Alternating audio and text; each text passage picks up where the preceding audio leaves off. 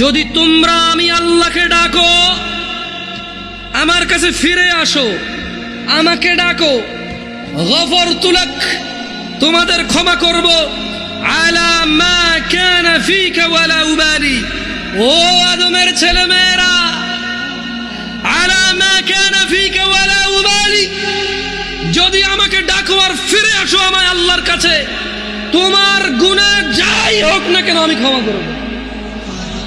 ইয়া ইবনে আদম, হে আদমের সন্তানরা, লাউ বালাগাত যুনুবুকা আনানাস সামা, যদি তোমাদের গুনাহ আসমানের মেঘমালা পর্যন্ত পৌঁছায়, সুম্মা ইস্তাগফারতানি,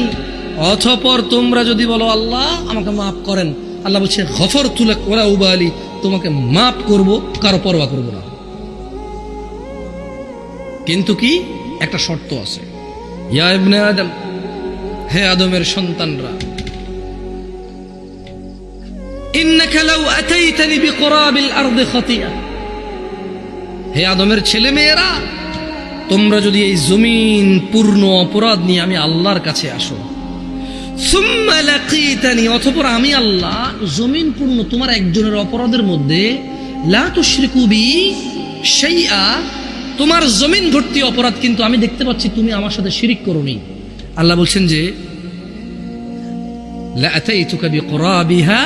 মাগফিরা, শোনো, তোমার জমিন পূর্ণ অপরাধের মধ্যে যদি শিরিক না থাকে,